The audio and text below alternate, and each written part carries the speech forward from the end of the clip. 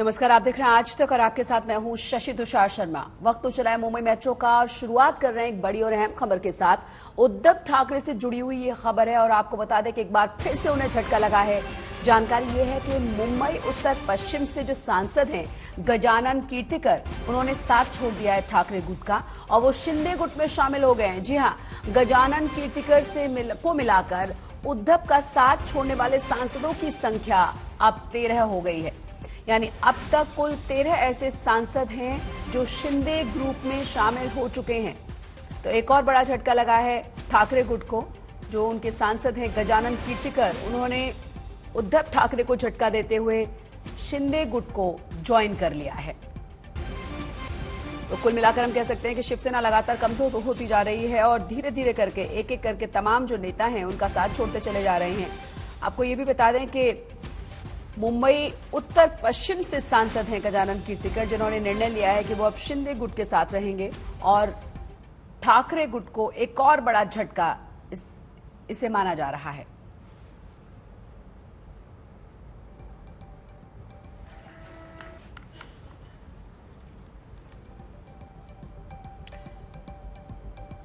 दो तस्वीरें हम आपको दिखा रहे हैं, आप देख सकते हैं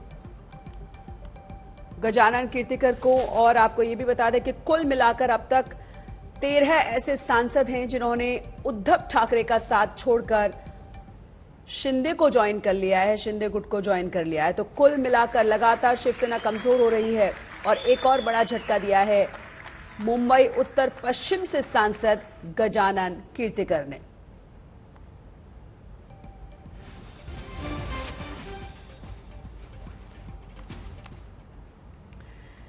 तो ठाकरे गुट के नेता संजय राउत ने जेल से बाहर आने के बाद आज तक को एक लंबा इंटरव्यू दिया है।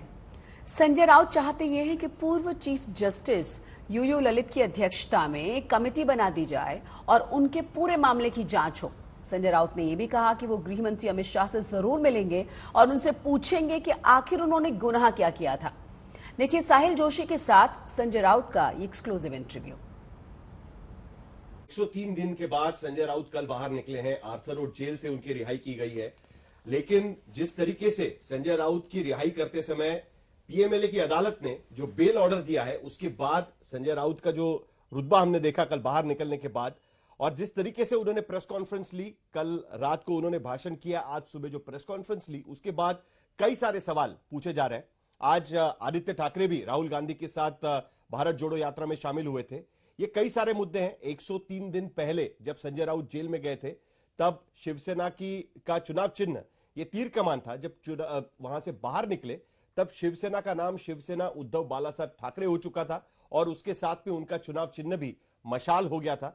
ये सारे मुद्दों पर हम संजय राउत से बात करेंगे। संजय जी, 100 दिन का समय काफी बड़ा समय होता है राजनीति में, खास करके।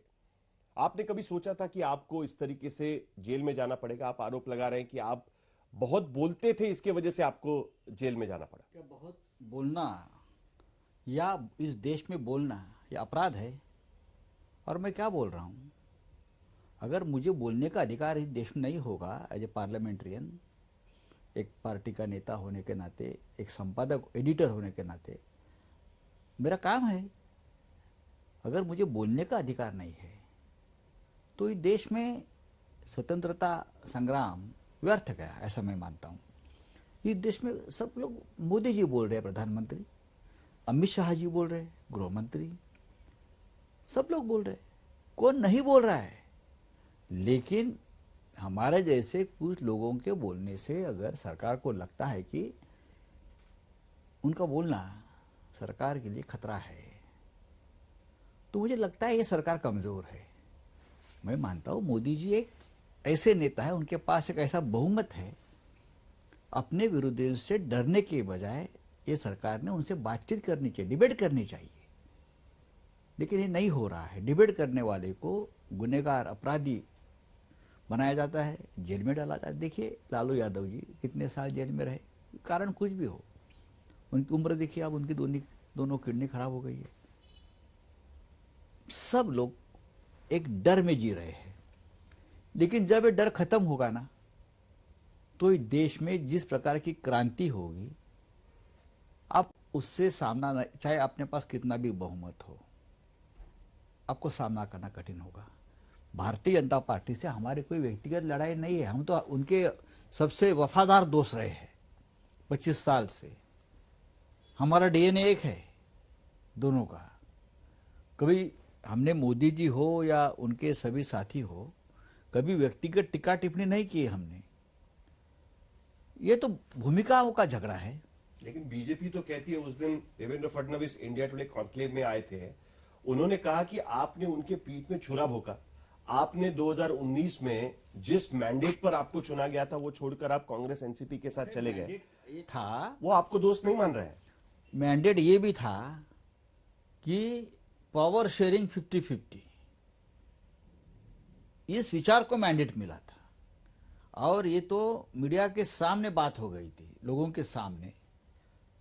और हमारी शिवसेना, असली शिवसेना तोड़ने के बाद, हमारा धनुष्य बाण तीर कमान को नष्ट करने के बाद आप लोगों ने उस मैंडेट को आगे लेके गए। जो टूटा हुआ फैक्शन है उसको अपने मुख्यमंत्री बनाया। तो पहले क्यों नहीं बनाया?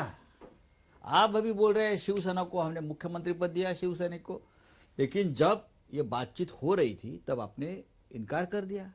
लेकिन आपने अभी इसी उस व्यक्ति को दे दिया मुख्यमंत्री पद जिसे हम भी बनाना चाहते थे उस वक्त। अगर आप कह रहे हैं कि आप खुद एकनाथ शिंदे को मुख्यमंत्री बनाना चाह रहे हैं? हाँ, ये निर्णय था पार्टी का।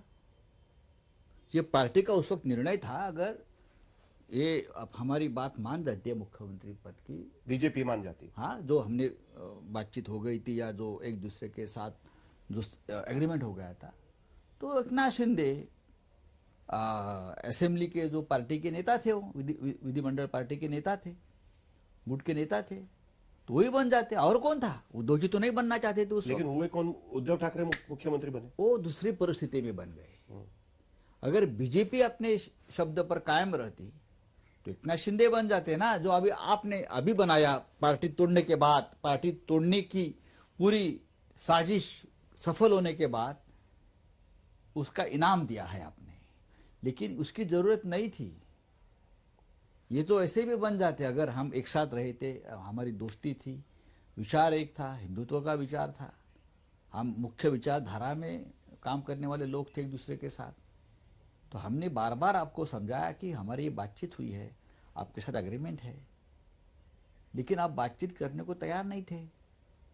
लेकिन आपने जो टूटा हुआ फैक्शन है, जो पार्टी तोड़कर चला गया आपके साथ, उसको मुख्यमंत्री बनाया है। मुझे पॉलिटिक्स पे आना है, लेकिन उससे पहले आपकी जो केस है उस पर मुझे बात करनी है, क्योंकि आरोप आप पर यह लग रहा है, जैसे बीजेपी के ट्वीट्स मैंने कई देखे, उसमें उनका कहना है कि आप जिस तरीके से खुशी मना रहे थे जेल पर से बाहर निकलने के बाद, मानो जैसे कोई क्रांतिकारक। मैंने नहीं खुशी उनका ये कहना था कि आप तो मनी लॉन्ड्रिंग केस में अंदर गए थे। खुद प्रधानमंत्री कह रहे हैं कि मनी लॉन्ड्रिंग का केस है तो उसमें किसी को बख्शा नहीं जाएगा, और इसीलिए तो सिर्फ अपोजिशन में ही मनी लॉन्ड्रिंग वाले हैं क्या?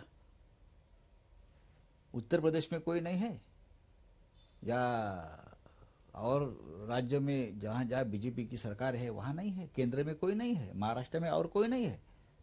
सिर्फ झारखंड में हेमंत सोरेन है, पश्चिम बंगाल में अभिषेक मुखर्जी है, या कोई ममता जी के जो अभिषेक बैनर्जी है, बिहार में तेजस्वी यादव है, कर्नाटक में डी शिव कुमार है, दिल्ली में नेशनल हेराल्ड केस में सोनिया गांधी, राहुल गांधी, हाँ, मल्लिकार्जुन खड़गे, हाँ, ये है।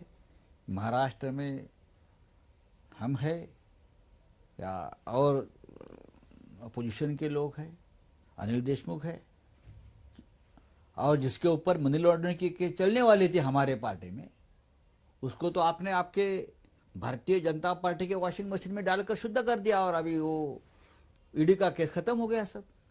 ठीक है, मैं उसका ऊपर बोलना नहीं चाहूंगा, लेकिन मेरे ऊपर जो केस थी वो गलत केस थी। मुझे उस बारे में कुछ पता ही नहीं है, और मुझे मालूम है बार बार मेरे ऊपर, मेरे जैसे लोगों के ऊपर झूठे मुकदमे डाले जाएंगे। आज यहाँ कोर्ट ने मुझे छोड़ा है, और 2-3 केस डाल देंगे। आपको लगता है कि अभी भी आप पर केस हो सकता है? हो सकता है, हेमंत सोरेन के ऊपर हो सकता है, और किसी के ऊपर हो सकता है, महाराष्ट्र में और लोगों के ऊपर हो सकता है। लेकिन डरो मत, डटे रहो, ये मेरा कहना है। जो फैसला आया है आपके मामले में, जब आपको बेल दिया गया, उसमें आपके केस के बारे में एक फैसला है। आप पीएमएलए अदालत ने कहा कि संजय राउत को गलत तरीके से गिरफ्तार किया गया था, गैर कानूनी उनकी गिरफ्तारी थी, लेकिन उसके साथ साथ देश की एक एस एजेंसी जिसे कहा जाता है सेंट्रल एजेंसी को, उस पर भी उन्होंने काफी तीखे उनके निरीक्षण उसमें रखे हुए हैं। क्या आप सांसद है, क्या इस मुद्दे को लेकर आप जो कह रहे हैं कि अमित शाह से मिलेंगे, बाकी लोगों से मिलेंगे? डेफिनेटली मैं मिलूंगा। मेरा किसी के खिलाफ मेरे मन में कोई कड़वाहट नहीं है। देश के मुखिया है, गृह मंत्रालय के मुखिया है अमित शाह जी, प्रधानमंत्री जी है। मेरा हक बनता है एज ए अगर एक सांसद को जो 20 साल से सांसद है, सीनियर पार्लियामेंटेरियन हूं मैं, अगर एक सांसद को 100 दिन तक गैर कानूनी तरीके से डिटेन करके हमारे देश में रखा जाता है, तो ये आवाज तो उठनी चाहिए। मैं पूछूंगा मेरा गुनाह क्या है। मैं तो ये कहूंगा कि chief justice of India retired India के अगर जस्टिस ललित हो गए, उनकी लीडरशिप में एक कमेटी बनाकर जांच कर दीजिए मेरे जैसे कितने लोगों के ऊपर अन्याय हो रहा है। आप कह रहे हैं कि former chief justice of India Lalit U U Lalit, उनके नेतृत्व में एक जांच कमेटी होनी चाहिए। दूसरी बात, ज्वाइंट पार्लियामेंट्री कमेटी भी होनी चाहिए। इस प्रकार जो पॉलिटिकल वेंडेटा के केस चल रहे हैं सेंट्रल एजेंसी की तरफ से, उसकी सुनवाई जेपीसी के सामने होनी चाहिए। आज हमने देखा कि आदित्य ठाकरे राहुल गांधी के साथ कदम से कदम मिलाकर चल रहे थे भारत जोड़ो यात्रा में। जिस कारण की वजह से शिवसेना जैसी पार्टी टूटी, आज तक कभी ऐसा नहीं हुआ है कि शिवसेना के बहुसंख्य विधायक और बहुसंख्य सांसद ये पार्टी से अलग होकर अब कह रहे हैं कि हम ही असली में शिवसेना है, और जो पार्टी के अध्यक्ष हैं उनके साथ में गिने चुने लोग रह गए। नहीं, गिने चुने नहीं, 40 सांसद गए, 40 विधायक गए, उसमें से आधे विधायक तो बाहर के पार्टी के थे, ओरिजिनल शिवसैनिक नहीं थे। एकनाथ शिंदे जरूर हमारे शिवसैनिक रहे हैं, गुलाबराव पाटिल शिवसैनिक रहे हैं, और 2-4 लोग हैं, बाकी के सब तो आयाराम गयाराम ही रहे हैं, कभी यहाँ कभी वहां। तो छोड़ दीजिए, नई पार्टी बन रही है, शिवसेना है, चाहे आप कुछ भी नाम दीजिए उसको, लेकिन असली शिवसेना तो उद्धव ठाकरे जी की रहेगी, बाला साहब ठाकरे जी की रहेगी। लेकिन क्या आगे भी शिवसेना कांग्रेस एनसीपी के साथ ही अपना महाविकास आघाड़ी रहेगी?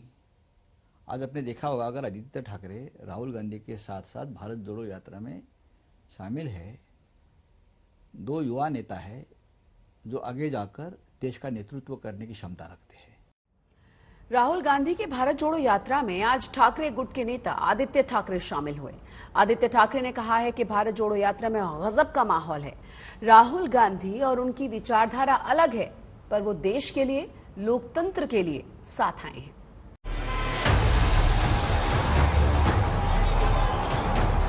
महाराष्ट्र में राहुल गांधी की भारत जोड़ो यात्रा में शुक्रवार को पूर्व कैबिनेट मंत्री आदित्य ठाकरे शामिल हुए। दोनों नेताओं के बीच गर्मजोशी की जो तस्वीरें भारत जोड़ो यात्रा में सामने आई, वैसी कभी 2.5 साल की एनडीए सरकार में नहीं दिखी। आदित्य ने कहा कि उनकी और राहुल गांधी की आइडियोलॉजी अलग अलग है, पर उनका साथ आना ही लोकतंत्र है। इसी को तो हमारा देश कहते हैं, इसी को तो लोकतंत्र कहते हैं। अगर 2 अलग अलग लोग, 2 अलग अलग विचारधाराएं के लोग एक साथ आ सकते हैं देश के लिए, संविधान के लिए, लोगों के लिए, लोकतंत्र के लिए, तो उसमें गलत क्या है? और ऐसे ही तो देश चलना चाहिए, इसे ही तो कोएग्जिस्टेंस कहते हैं।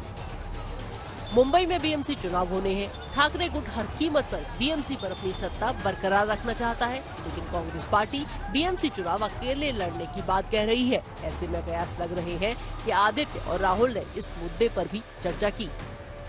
जैसे कारवां चलते रहेगा वैसे है, हम लंबी रेस के घोड़े हैं। क्या क्या बातें हुई, प्रोजेक्ट्स के बारे में कुछ बातें हुई, क्योंकि आपके मुद्दे वो उठा रहे थे। काफी सारी बातें हुई, अभी वो आएगी जनता में। आदित्य जी ये भी जानना चाहेंगे कि कहीं ना कहीं बीजेपी आरोप कर रही है कि आप दिल्ली के सामने झुक गए हैं। जो पीडीपी के साथ गए वो हम पे आरोप नहीं कर सकते। गुरुवार को भारत जोड़ो यात्रा में सुप्रिया सुले भी शामिल हुई थी। एनसीपी की तरफ से कहा जा रहा है कि शरद पवार की तबीयत ठीक नहीं है, इसलिए फिलहाल उन्होंने भारत जोड़ो यात्रा में शामिल होना टाल दिया है। शुक्रवार को नांदेड़ में भारत जोड़ो यात्रा में एक और व्यक्ति की मौत हो गई। भारत जोड़ो यात्रा में चल रहे 62 साल के तमिलनाडु के रहने वाले गणेशन को एक गाड़ी ने टक्कर मार दी। इसी हफ्ते नांदेड़ में ही भारत जोड़ो यात्रा में चल रहे एक बुजुर्ग की हार्ट अटैक से मृत्यु हुई थी। नांदेड़ से ऋतिक भालेकर और कुंवर चंद मंडले के साथ आज तक ब्यूरो। गुजरात की जामनगर सीट पर इस वक्त हर किसी की नजरें टिकी हुई हैं, क्योंकि बीजेपी ने भारतीय क्रिकेटर रविंद्र जडेजा की पत्नी रिवाबा जडेजा को यहां से टिकट दिया है और संभावनाएं ऐसी हैं कि यहां से टक्कर देने के लिए कांग्रेस उनकी ननद को यानी कि नैना जडेजा को उम्मीदवार बना सकती है।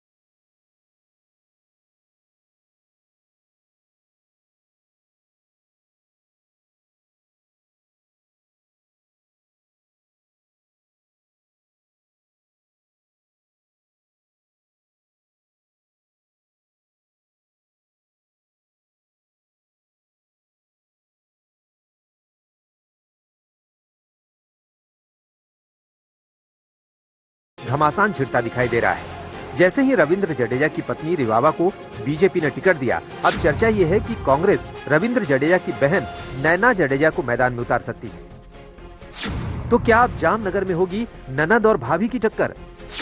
रिवाबा जडेजा और नैना जडेजा में होगा तगड़ा मुकाबला। गुजरात के गदर में ननद और भाभी होंगी आमने सामने। ऐसे में गुजरात की जामनगर सीट की पूरे गुजरात में चर्चा सबसे तेज है।